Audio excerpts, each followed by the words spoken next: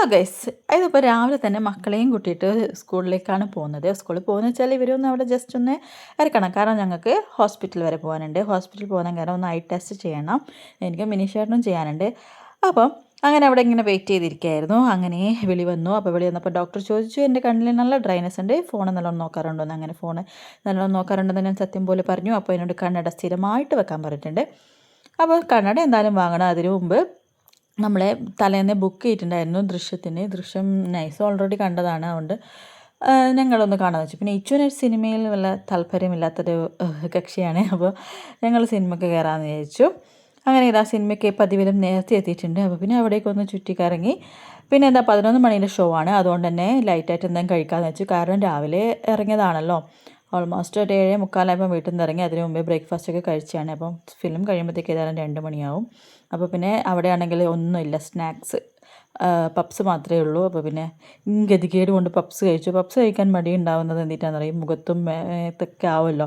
പക്ഷേ ഞാൻ എങ്ങനെയെങ്കിലും അത് മുഖത്തും നിന്നാക്കാണ്ട് കഴിച്ചു. പിന്നെ ഒരു കോഫിയും കുടിച്ചു.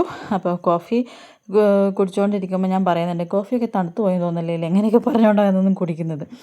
പിന്നെന്ത് ചെയ്യാനാ. അപ്പോൾ പിന്നെയും കുറച്ച് നേരം വെയിറ്റ് ചെയ്തു. അങ്ങനെ ഫിലിം തുടങ്ങാനായി. അപ്പം അങ്ങനെ നമ്മൾ തിയേറ്ററിലേക്ക് കയറിയാണ്. ഇത് കണ്ടിട്ട് ആരും പ്രതീക്ഷിക്കേണ്ട, ആളൊന്നും ഇല്ലേന്ന്. ആൾക്കാരൊക്കെ ഓൾമോസ്റ്റ് വന്ന് തിയേറ്റർ ഫുള്ളായിട്ടുണ്ടായിരുന്നു കേട്ടോ. ഫിലിം തുടങ്ങുമ്പോഴേക്കും ഫുള്ളായിട്ടുണ്ടായിരുന്നു. ഒരു 10 മിനിറ്റ് മുമ്പ് ഞങ്ങൾ കയറിയിട്ടുണ്ടായിരുന്നു. അപ്പോഴേക്കും ആൾക്കാർ ഓൾമോസ്റ്റ് വന്നുകൊണ്ടിരിക്കുന്നുണ്ട്. പിന്നെ തലേന്നെ ബുക്ക് ചെയ്തുകൊണ്ട് നമുക്ക് കുഴപ്പമുണ്ടായിട്ടില്ല. അങ്ങനെ ഫിലിമൊക്കെ കണ്ട്, ഫിലിമിനെ പറ്റി പറയുകയാണെങ്കിൽ നല്ല ഫിലിമാണ്, കുഴപ്പമൊന്നുമില്ല. നമ്മുടെ ലാലേട്ടൻ്റെ ഫിലിമല്ലേ.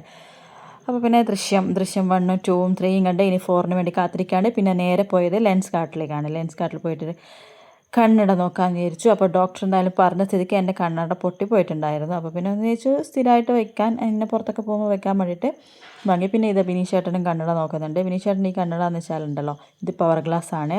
പവർ ഗ്ലാസിൻ്റെ കൂടെ കൂളിങ്, അതായത് ഡ്രൈവിംഗ് ഒക്കെ ചെയ്യുമ്പം കൂളിങ്ങിന് വേണ്ടിയിട്ട് വിത്ത് കൂളിങ്ങും കൂടി വരുന്ന ഒരു ഗ്ലാസ്സാണ് കേട്ടോ.